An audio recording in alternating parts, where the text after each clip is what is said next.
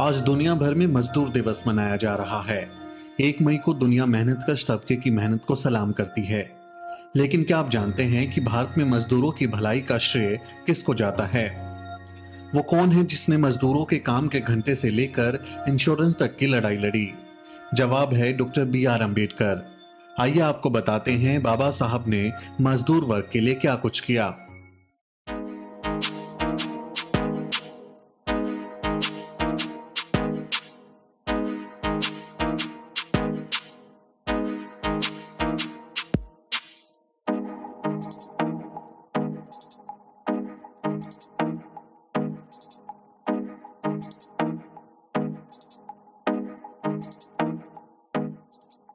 आज भारत में काम के 8 घंटे हैं तो इसका श्रेय बाबा साहब को ही जाता है।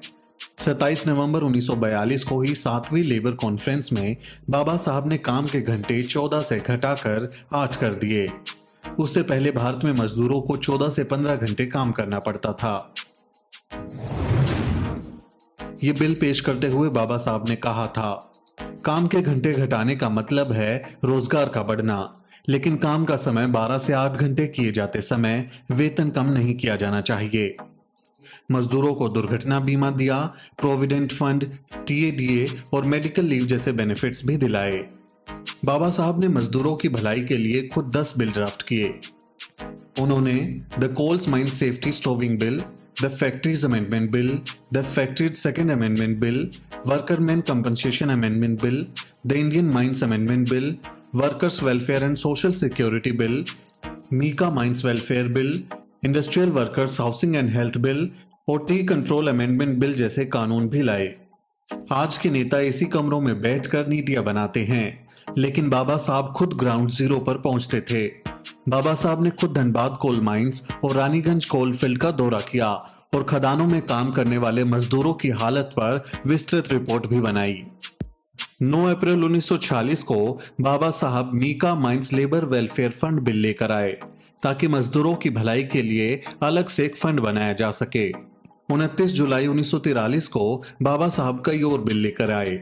माइंस में काम करने वाली महिलाओं के लिए mines maternity benefit amendment bill लेकर आए और उसे पास कराया ताकि बच्चा पैदा होने पर महिला को मातृत्व अवकाश मिले और उसका वेतन भी ना कटे।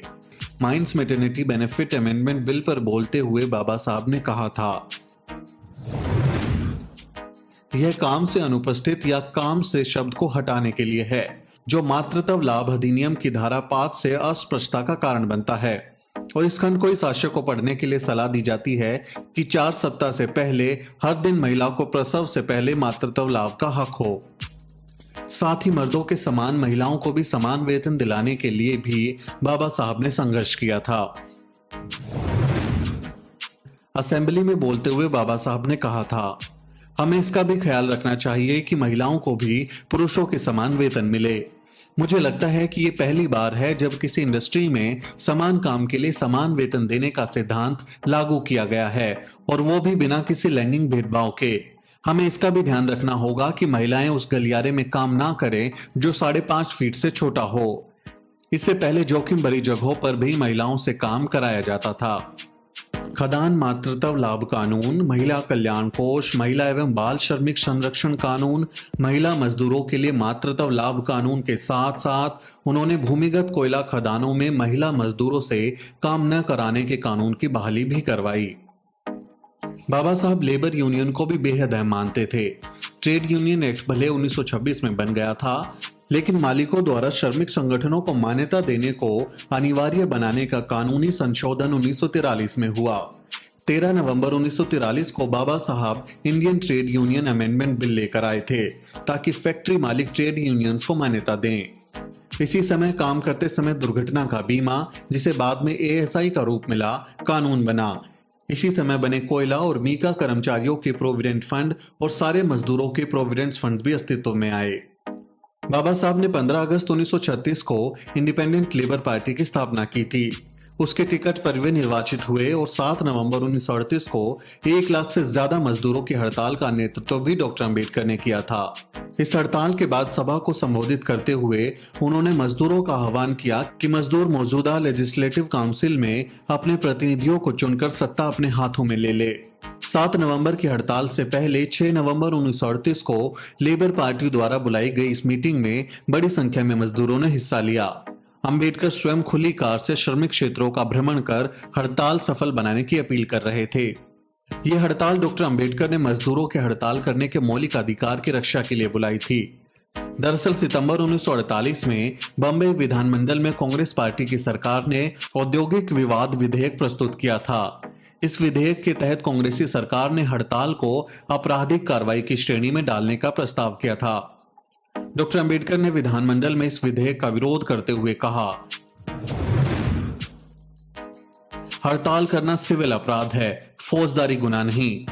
किसी भी आदमी से उसकी इच्छा के विरुद्ध काम लेना किसी भी दृष्टि से उसे दास बनाने से कम नहीं माना जा सकता। श्रमिक को हड़ताल के लिए दंड देना उसे गुलाम बनाने जैसा है। हड़ताल एक मौलिक स्वतंत्रता है जिस पर मैं किसी भी सूरत में अंकुश नहीं लगने दूंगा। यदि स्वतंत्रता कांग्रेसी नेताओं का अधिकार है तो हड़ताल भी श्रमिकों का पवित्र अधिकार है। डॉक्टर अंबेडकर के विरोध के बावजूद कांग्रेस ने बहुमत का फायदा उठाकर इस बिल को पास करा लिया था। डॉक्टर अंबेडकर ने इसे काले विधेयक के नाम से पुकारा। इसी विधेयक के विरोध में डॉक्टर अंबेडकर की अगुवाई में लेबर पार्टी ने 7 नवंबर 1938 की हड़ताल बुलाई थी। 17 सितंबर 1937 को उन्होंने महारों को गुलाम बनाए रखने के लिए चली आ रही वतन प्रथा खत्म करने के लिए एक विधेयक पेश किया था। वतन प्रथा के तहत थोड़ी सी जमीन के बदले महारों को पूरे गांव के लिए श्रम करना पड़ता था और अन्य सेवा देनी पड़ती थी। एक तरह से वे पूरे गांव के बंधुआ मजदूर होते थे। इस विधेयक में यह भी प्रावधान था कि महारों को उस जमीन से बेदखल ना किया जाए जो गांव की सेवा के बदले में भुगतान के तौर पर उन्हें मिली हुई थी।